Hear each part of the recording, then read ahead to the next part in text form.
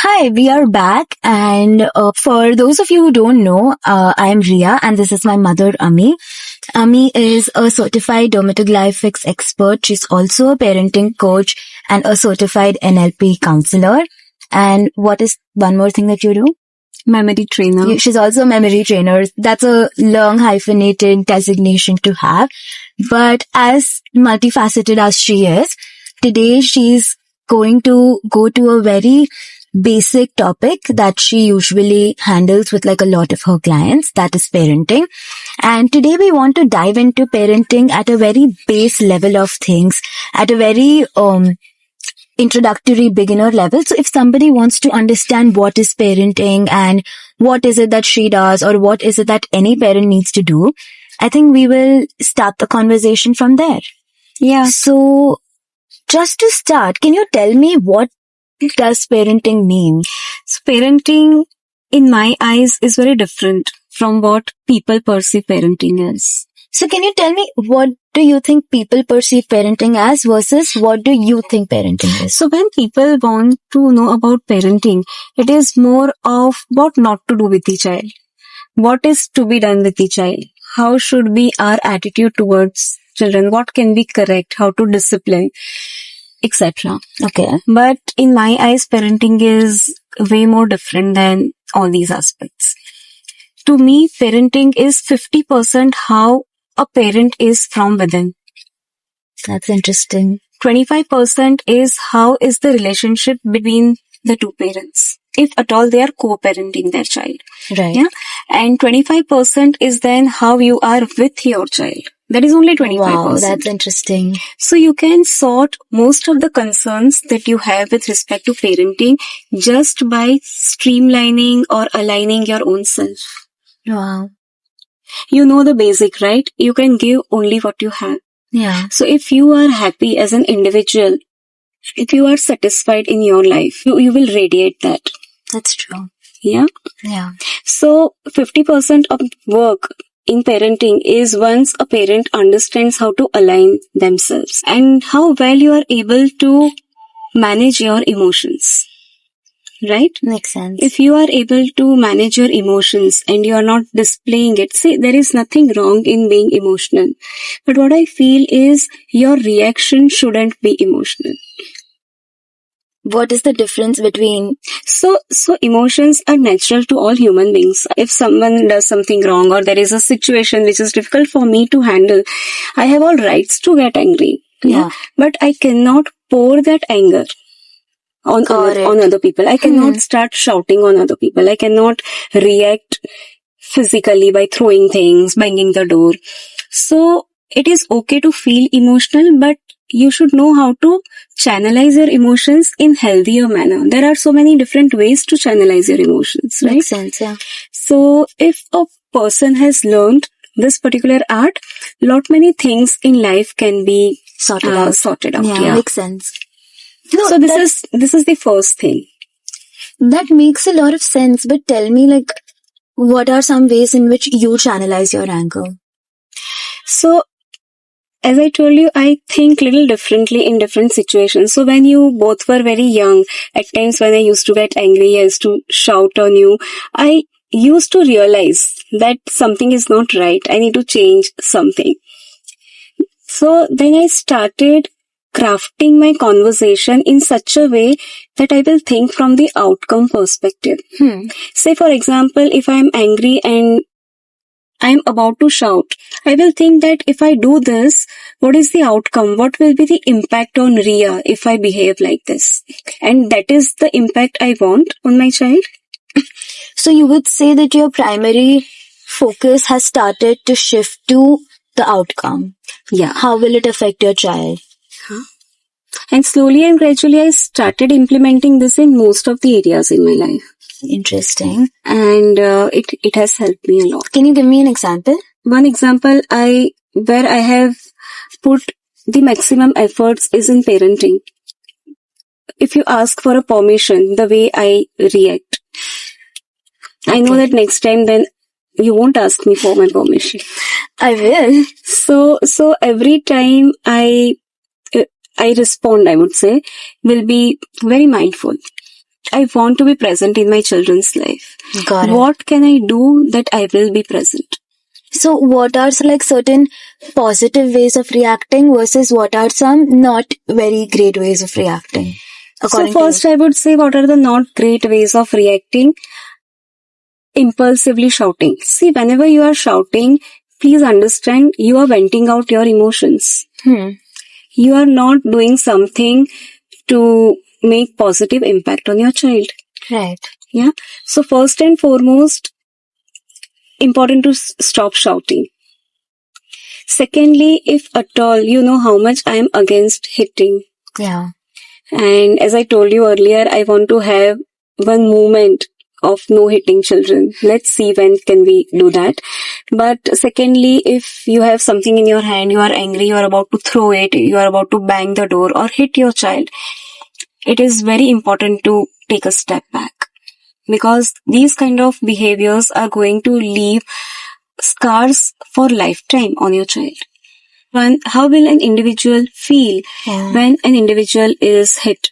Like you will feel hurt, you will feel like you don't matter, like you're beneath someone, and Yeah. And like I also don't think that it's like nobody has the right to be hitting another individual. Like there is a personal boundary, and it is also not okay to be just going into someone else's boundary like that. Yeah. So that is the second thing. Got it. So basically, as we say, reacting versus responding. Interesting. Reaction is whatever comes to your mind, you are just displaying it without even understanding the impact of your behavior. Right. And responding is mindfully responding to the situation to get the positive outcome. And what are some positive ways of reacting? Like, for example, your child suddenly asks you about something, but you, like, internally you get a little irritated or annoyed or something, and your first reaction is genuinely to just shout. But let's say you decide, okay, this time I don't want to shout, but what is the next step? Like, do you just not talk? Do you just take a deep breath? What do you suggest? Pause. Pause, okay. Pause is a word which can do wonders in every person's life. Yeah. So just pause and think that if I respond in this particular manner, how the conversation will look like. Yeah. Yeah. And then craft your conversation first in your mind. Yeah. So this requires a little bit of practice. So initially, once you start practicing this, it's not that immediately you are going to get it. That's true. So initially, what will happen is you will still shout, but then there will be a reminder that I think I shouldn't do this. Fair. I used to experience this long back when you both were very young. So then with practice, this thing will come. Then next time when you are about to shout, you will get that reminder that, yeah, I decided I don't want to shout. Wow. Let me pause. Let me drink a glass of water. Breathe. Yeah. And then let me craft my conversation properly. So, from based on what you said, some negative ways of reacting could be shouting or hitting or throwing or banging things. Yeah. Whereas, in opposed to that, the better and positive ways of reacting or rather responding could be pause, like taking a pause, taking a deep breath, or maybe just drinking some water and crafting the conversation in your head before you move forward. If you are not able to craft a conversation, you can speak to someone who can help you to, many a times situation can be a little difficult to handle. It's not easy, yeah? Being a parent, it's not easy to handle each and every situation. You may not know how to craft your conversation in that moment. I know, but if you don't know what to do in the moment, like, do you just say, okay, let me get back to you, and then... Yeah, be honest. Yeah. Currently, I do not have an answer to give you. Yeah. Give me some time. Let me think. Yeah. I will get back to you. Yeah, and if you are not able to think, it is a new situation in front of you, you can take someone's help. Yeah. No, that makes sense. So we were talking about how to align yourself so that you are happier in your life, you are more contented in your life. So as I always say, take parenting as a role. Don't make parenting as your life. Okay. So life is different from life roles, right? I always say that. So there are so many different roles that we play in our lives. So what I mean to say is, parenting is a part of your life. It is one of the roles that you are playing, but you also have larger perspectives in your life. Yeah. So if I talk about myself, I am a mother, I am a daughter, I am a daughter-in-law, I am a wife, I am a professional. So live your life holistically and take this thing as just a part. Then you will also play this role more happily. If you make parenting as your life, it is too much for you to take. Interesting. It'll become very stressful. Try to do things which makes you happy. So when I say 50% is how a parent is within, try to make yourself little calm, happy, peaceful, mindful. Most of the things will get sorted. And how to do that? Do meditation, learn healing techniques if it is required. Yeah. Join sports, join a performing art. Join a group or community which you think resonates with you. Yeah. And so basically, how you are really impacts so many different areas of your life. Yes. Absolutely. Yeah. But currently we are focusing on parenting, so from parenting perspective. So you talked about your relationship with yourself. That is according to you, that's the 50% of the whole. Yeah. And then coming next to your relationship with yourself. Yeah, so if both the parents are parenting the child, like mother and the father together are parenting the child, their relationship also matters. Yeah, so we say na, that the best gift you can give to your child, which is priceless, is your relationship with your spouse. Yeah. And when I say your relationship with your spouse, it is basically how you respect your spouse. Yeah. Overall, not just in front of your children or other people, but within your heart, how much respect you hold for your spouse. Makes sense. Because it shows in your behavior, in your action, in your thoughts, everything. And the last thing you said, 25% that remains is actually... but sorry, let me give certain techniques also to work on both the sides. So it is very important for both the parents to respect one another. That is first thing. Secondly, to be on the same page about parenting. Yeah. So like we have various goals in our life, we also should have parenting goals, parenting style. What values you want to give to your child? What are the do's? What are the don'ts? And aligning with your partner.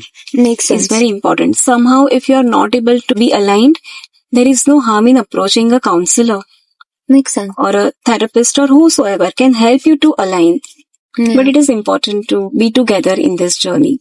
Can you give an example of aligning your goals? What could that look like?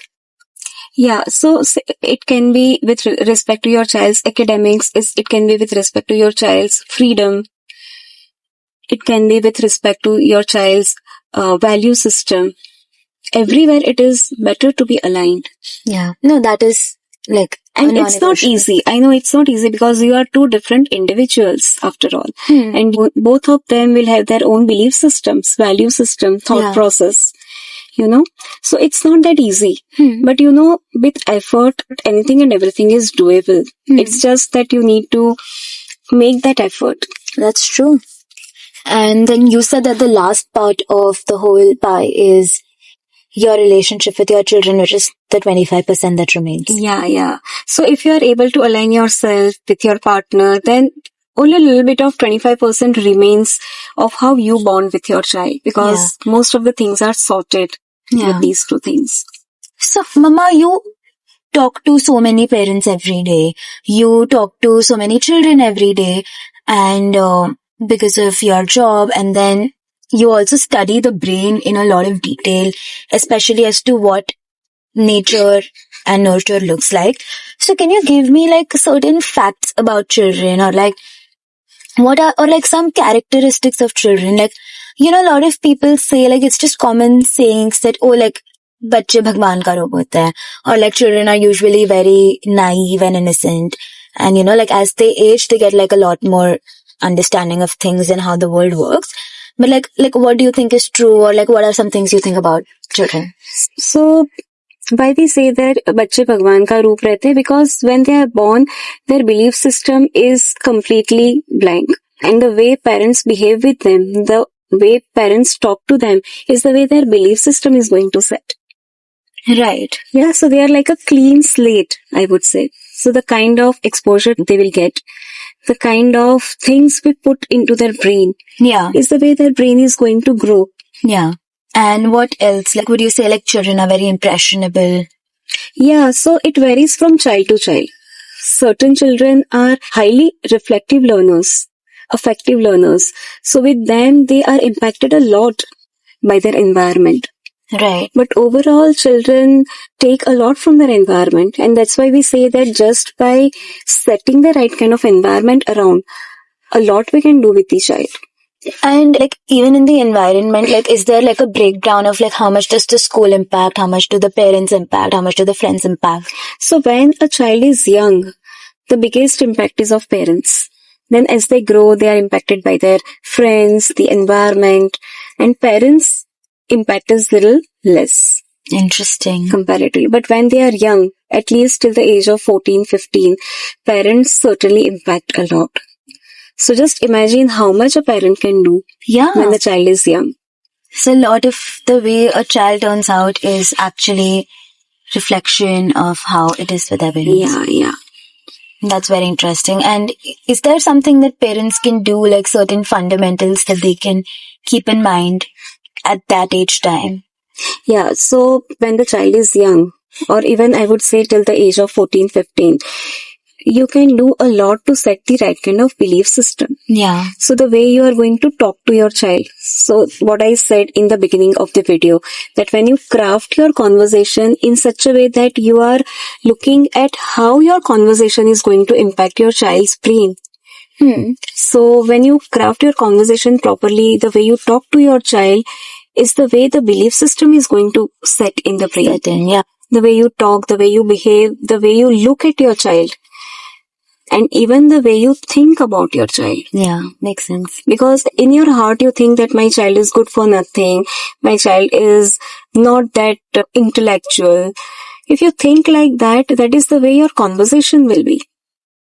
That is the kind of vibe that you will give to your child. That's true. So child not only absorbs what you say, the way you behave, they also absorb your vibes. That's true. So first of all, what I suggest parents is start framing in your brain how you want to perceive your child. Yeah. Makes sense. Are you saying that even if you don't say something, but if you're thinking that the vibes are going to impact? Yeah. Imagine. Oh my God. It doesn't happen with you. Many a times someone is there in front of you. The person may not tell you exactly, but you sense how the person is feeling about you. Yeah. And even like many times certain non-verbal cues will give certain things away. And see, when you see your child, when the child is young, you cannot determine how the child will be. Yeah. Once the child is an adult. That's true. So then believe that your child is amazing. As such, you don't know. So many times we have observed this, that the child is not able to get good grades when the child is young. But after finishing school, college, the child is able to do so well. Yeah. So you never know at what age an individual is going to start showing that intellect, will start flourishing. That is true. So looking at your child, as such, you cannot determine. Every child learns different skill set at a different age and stage in life. So as parents, the best thing you can do is believe in your child. Give them the right environment, right nurture, right belief system.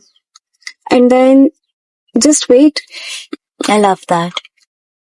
Because that is the only thing which is there in your hand. That is true. If you get frustrated, you think that your child is not capable, if you have all doubts in your mind, anyways, it is not going to help. Makes sense. Yeah. Well, I like that. That's a really good direction and makes me think a lot. And I also think a lot of this, like, you can apply it in different ways. Like, just because someone is not good in school does not mean they'll be amazing at their work or like something else. Absolutely. I think people also need to realize how much of it even matters. Like, do marks really matter? Yeah. Or like, what is it that matters? So that is a really interesting perspective. And but what do you do like when a parent is also continuously trying and continuously calmly trying, yet nothing seems to work? Yeah, so then you need to understand na, that do you need to take some extra help? That's why I said it is a good idea to approach a counselor or a therapist. When you are not able to find a way, Yeah, you should know how to take help from others. that's true. And if you try, others are there to help you out. Yeah, that is really real. Intention matters, Ria. If we want to do something, we do it. Na? If we want to eat an ice cream at 12 a.m., 1 a.m., we order. We find out which place is open. Let's go, let's eat. So when you have intention to do something, you anyway, which ways do You'll it. find out a way. Yeah. So nothing comes very easily in life. But you should have that clarity that, yeah, this is what I want in life, and I will find out the ways to do it, to get it. Yeah. I think for a beginner, like for someone who's just trying to understand what parenting is, I think this gives a pretty rounded, Yeah. like approach to it. And I also feel like it's like a lot of steps. It's a journey. It's a journey. So I think that should be it for now. Yeah. And the last thing I would like to add is many a times things may not work the way you want it to be. So you also need to believe in your child's journey. Yeah. And have faith in it. So before we conclude, would you like to leave our audience with any message? So one thing I would like to say, Ria, is many a times I have seen parents, they feel guilty about their parenting, that they have not done the right thing or they could have done it in a better way. So the only thing I would like to say is, as anger is a negative emotion, so is guilt. And guilt is far more harmful than anger. So don't do that. Do your best and then leave the rest to your child's journey. That's a really nice point. Yeah. I love that. Well, anyway, thank you so much for this. And I'm glad to be back. I'm glad to be doing this. And yeah, let us know what else you would like to see from us and comment down below. Thank you so much. Thank you so much. Bye. Bye.